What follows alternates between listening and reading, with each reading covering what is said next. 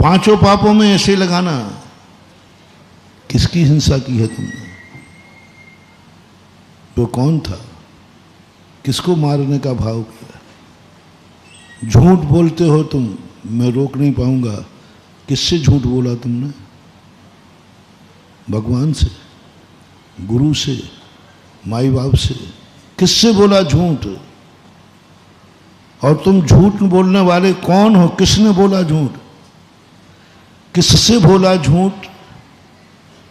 झूठ बोलने के लिए मैं नहीं कह रहा हूं कि महाराज झूठ की क्या सजा है, अभी नहीं बताऊंगा। ये झूठ तुमने किससे बोला है? झूठ किसने बोला है? तुम कौन हो? महाराज मेरे से झूठ निकल गया, तो तुम कौन हो? मैं इस देश का राजा हूं, पाप बढ़ गया। कौन हो तुम? मैं मुनिराज हूं, पाप बढ़ गया। कौन हो तुम? मैं वृत्ति हूं। कौन है? सत्य भी है, झूठ भी। चोरी भी आपने किसके यहां की? तुम्हारी नीयत खराब हुई,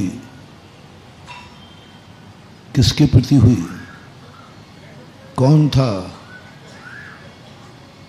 कोई एक स्त्री के अपहरण करने से कोई नरक जाता और दशहरा पे पुतला जलता तो ना जाने कितने दशहरा मैदान हो जाते।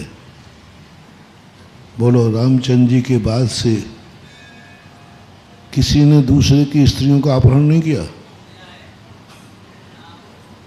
क्या उनके साथ गलत बलात्कार आदि नहीं हुए? वकील साहब, हुए हैं। पर इनको क्यों नहीं जलाते दशहरा मैदान में? नहीं। तुमने किसके प्रति बुरा भाव किया है? जगत माता के प्रति, जगदम्बा के प्रति, जो सारे जगत के लिए पूज्य है।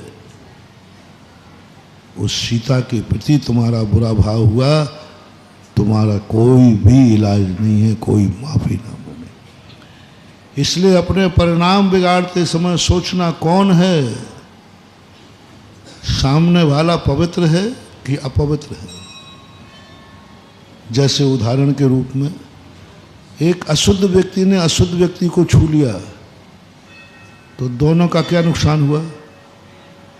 वो भी अशुद्ध था और एक व्यक्ति अशुद्ध था, उसने शुद्ध को छू लिया। तो संसार में पाप होते हैं सब, दोनों पक्षों से दोनों पापी हैं, दोनों रागी द्वेषी हैं, दोनों कसाई हैं, दोनों के परिणाम बिगड़े हैं। कोई बात नहीं, चलेगा। पाप तो है, लेकिन निधत्त निकाचत नहीं होगा, क्योंकि दोनों की रजाबंदी से हुआ है, दोनों ने मिलकर के किया है, दोनों पापी हुए हैं। लेकिन यहां वह शक्ति, वह महान आत्मा, इसी प्रकार परिग्रह भी जोड़ना है।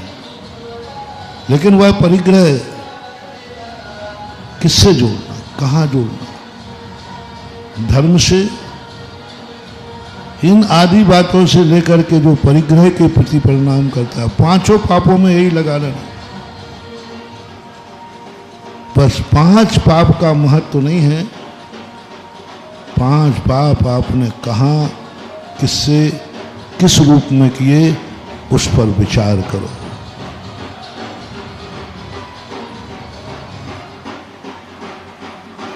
राजा शृंग जो है, बस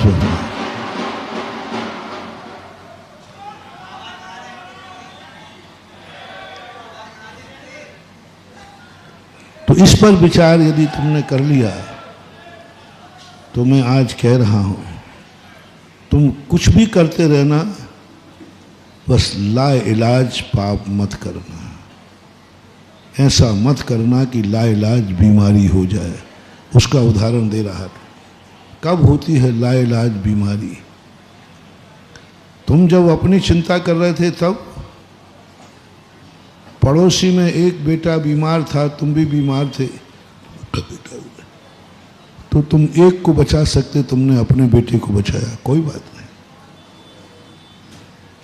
नहीं। एक गोली थी दवाई की, या तो तुम खा लो या सामने वाला खा लो, एक मरेगा एक बचेगा। तुमने स्वयं खा लिए, बच गए, कोई बात नहीं, इसमें कोई बात नहीं। महाराज क्या करता मैं, या तो उसको खिला दूँ वो बच जाएगा, मैं मर जाऊंगा। तो हमारा दर्शन कहता है कि दुनिया मरे तो मरे, तुम अपने बचने का उपाय है तो बचो,